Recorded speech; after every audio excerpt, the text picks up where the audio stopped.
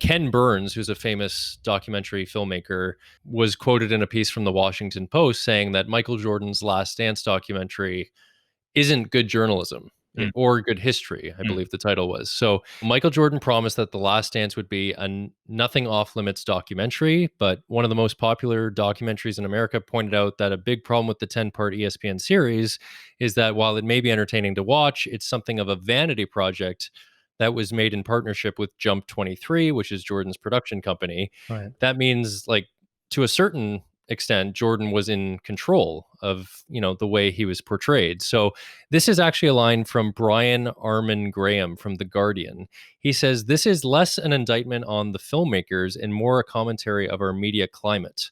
As much as we'd love to see this material in the hands of other documentary filmmakers like Burns, that's simply a non starter in an age where the titans of sports and entertainment can bypass traditional channels to control the narrative through their own production companies or friendly platforms like the Players Tribune, a trend which Jordan, it must be said, was decades ahead of the curve on, and ESPN, a rights holder which pays billions of dollars annually to broadcast NBA games, is hardly the lone culprit in the blurring of journalism and entertainment." Was the journalistic integrity of this doc like compromised, or were you like me almost? I was just blown away at how entertaining it was that you kind of forget that, oh wait, like he is getting final approval. Mm, Like what's missing from this documentary? mm. Well, if there's anybody's voice I trust, it's Ken Burns because he made the Civil War documentary, Mike, and he'd have been really good to cover this. Um, Yeah. but I, I don't know. I think that this was always going to be the way it was going to play out, right? Like there, If it was going to happen, it was going to it was happen going to this happen way. this way. Yeah. I Yeah. think that Jordan would be. I can't see a universe in which Jordan would say, tape me, interview all these friends and enemies, and then just put out whatever comes out of it. Right. Um, That's true. it was always going to be curated to tell his side of the story. Having said that, I actually think he comes out as looking pretty bad.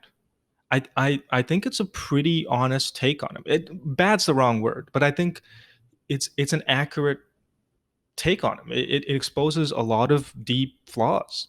Um, Hmm. it exposes the flaw around sort of being competitive to a fault. Some people would say to a fault. Some others would say, it's what it was required to win. It exposes his lack of political activism, which Yeah. wouldn't fly the same way today. I don't think. Um, Totally. it and just like he's apathetic on those issues, which is interesting. He talks about more than I expected him to talk about was the gambling stuff. So again, like I think there are things in there where there are deep character flaws that are exposed to a documentary, and he's pretty forthcoming. He's pretty candid about it. Right. He talks about, yeah, and I'm sure like the gambling stuff made him uncomfortable. I'm sure talking about his father's death in relation to the conspiracy theories around the gambling made him uncomfortable. Um, I'm sure it was uncomfortable for him to talk about the political activism stuff. I'm sure it was very uncomfortable for him to have seen footage of an Obama criticizing him for that, right? So there, and it could have very easily been edited or could have been avoided. So I mean, fair criticism that his production company had final say. Having said that, I honestly I think they've given a pretty honest take on it. They have casted him. It's very clear that he's the hero of the story, and um, you can make a pretty strong argument that he should be, and everyone else are sidemen. Um, but beyond that, I think it's a pretty fair assessment of him, pathology, and scars and all.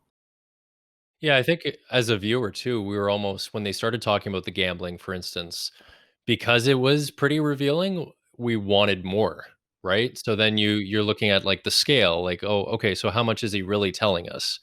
But I mean, it was the first time he really spoke about it, like post career at least, right?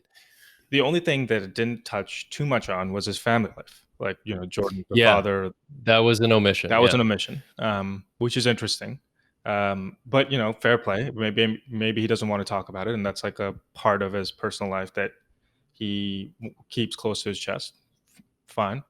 This documentary is incredible because it's a real behind the curtains look at a person who's not a he's a public figure, but he's not public.